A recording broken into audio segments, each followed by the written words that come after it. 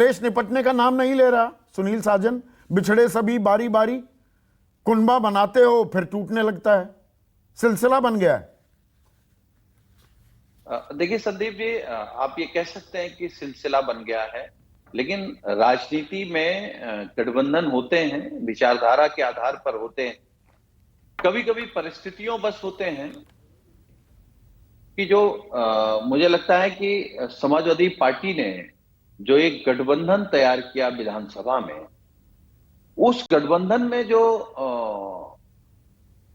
एक कॉमन जो मुद्दे थे उन पर सब लोगों ने सहमति जताई। जो गठबंधन में थे वो किसान की बात कर रहे थे, बेरोजगारी की बात कर रहे थे, नौजवान की बात कर रहे थे, जाति जनगणना की बात कर रहे थे, पिछड़े दलितों के उत्पीड़न के मुद्दे को लेकर के एक प्लेटफॉर्म पर आए थे। आज कई सवाल मैं आपके इस कार्यक्रम में बड़े मन से कह सकता हूं, आज कई सवाल खड़े हो सकते हैं, क्योंकि समाजवादी पार्टी गठबंधन में नहीं आई तो कोई हीरे को कंचा, कोई एसी की बात कर सकता है। लेकिन आप सोचिए, मैं आपके कार्यक्रम में बड़े मन से इस बात को कह रहा हूं कि आप सोचिए, कल्पना करिए अगर जनता ने विपक्ष का जनादेश दिया है और जनता ने सत्ता का जनादेश दे दिया होता तो फिर कोई कंचे की बात नहीं करता, कोई एसी की बात नहीं करता, कोई इधर उधर की बात नहीं करता। भाई हमने किसी से नहीं कहा कि आपको वाई श्रेणी कैसे मिल गई, हमने किसी से नहीं कहा। भाई हम तो कह रहे हैं कि हम उसी मुद्दे पर लड़ रहे हैं। भाजपा ने क्या अपने मुद्दे बदल दिए क्या? भाजपा ने अपनी भाषा बदल दी क्या? भाजपा ने क्या पिछड़े और दलितों का उत्पीड़न बंद कर दिया क्या? तो आखिर किस मुद्दे पर आप अलग हो रहे हैं? तो समाजवादी पार्टी ने तो किसी को नहीं अलग कहा। अगर कोई ये कह रहा है कि हमें यहां सम्मान नहीं है, दूसरी जगह ज्यादा सम्मान मिल रहा है, तो हमारे नेता ने फैसला किया, समाजवादी पार्टी ने फैसला किया कि देखिए, राजनीतिक व्यक्तियों को आप जबरन नहीं जोड़ के रख सकते। अगर नहीं तो किसी को सम्मान क्यों नहीं सम्मान देते? मिल रहा है, अगर यशवंत सिन्हा लखनऊ में आते हैं, बैठक होती है राष्ट्रपति चुनाव के लिए, अब ओम प्रकाश राजभर ने द्रौपदी मुर्मू के लिए वोट दिया, आपने उनको न्योता नहीं दिया, शिवपाल यादव भी नदारद थे, तो भाई ये तो सम्मान की बात हुई ना कि आप खुद ही सारे काम करेंगे, उनका जब इस्तेमाल करना है कर लेंगे, उसके बाद पूछेंगे भी नहीं। नहीं सर, केशव देव मौर्य की फॉर्च्यूनर ही वापस ले ली ना। इस्तेमाल शब्द मुझे लगता है कि ये गलत शब्द है और उनको खराब लगेगा। किसी के लिए भी, राजनीतिक व्यक्ति के लिए अगर कहा जाए इस्तेमाल हो गए, इस्तेमाल नहीं, ये परिस्थितियां होती हैं, चीजें होती है। लेकिन मैं एक बात कह सकता हूं कि आप किसी भी दल में चले जाएं, कहीं भी घुमाएं, जो सम्मान समाजवादी पार्टी में है, हमने नेताजी की भी कार्यशैली देखी है, माननीय राष्ट्रीय अध्यक्ष जी को भी देख रहे हैं, आप भी राष्ट्रीय अध्यक्ष जी से कई बार मिले होंगे। आप ये नहीं कह सकते कि राष्ट्रीय अध्यक्ष जी सम्मान नहीं करते या नेताजी सम्मान नहीं करते। हम लोगों ने तो नेताजी से लेकर के राष्ट्रीय अध्यक्ष जी, आप नेताजी की जो बात कर रहे हैं, अच्छा आपने जिक्र कर दिया। आप मुझे ये बताइए सुनील साजन, मुलायम सिंह यादव जब वो सक्रिय राजनीति में थे, वो अलग अलग, वो बहुरंगी अलग अलग दलों को जोड़ने की जरूरत नहीं होती थी। वो नेता ऐसे पैदा किए थे कि जनेश्वर मिश्रा भी हैं, बेणी प्रसाद वर्मा, मतलब अगड़े से लेकर पिछड़े से लेकर आजम खान, अपने आप में पार्टी ही अलग अलग तबकों का प्रतिनिधित्व करती दिखाई देती थी। अब वो खत्म हो गया है क्या? आपको बाहरियों को लाना पड़ता है, कुनबे का हिस्सा बनाना पड़ता है और वो बाहर निकल लेते हैं। ठीक बात है, मतलब इसको हम स्वीकार भी कर रहे हैं, इसको हम अपनी गलती भी मान सकते हैं। और आज का जो सवाल है वही हमारी रणनीति का हिस्सा है कि जो रास्ता नेताजी ने दिखाया, हमारा अपना समाजवादी पार्टी का राजभर होगा, हमारे अपने सभी समाज के लोगों का प्रतिनिधित्व समाजवादी पार्टी में होगा।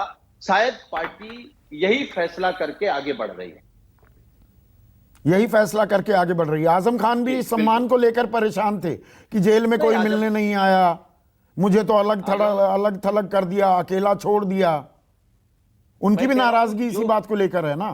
जितने भी सवाल आप, अभी आजम साहब ने कल परसों में ही एक बहुत अच्छा बयान दिया है सम्मान को लेकर। जब राजभर जी बोले तो उनके काउंटर में आजम साहब जो बोले हैं वो आप देख लीजिए। उन्होंने कहा हमारी कोई नाराजगी हो सकती है, लेकिन सम्मान को लेकर के, शब्दों को लेकर के उन्होंने नेताजी की भी तारीफ की है, राष्ट्रीय अध्यक्ष जी की भी तारीफ की है। तो ये 2017 में कांग्रेस के साथ, फिर बुआ बबुआ की जोड़ी, फिर एक वो बहुरंगी गठबंधन, एक रेनबो कोएलिशन, वो सब टूट गए। तो अब रास्ता क्या बचा है समाजवादी पार्टी के साथ?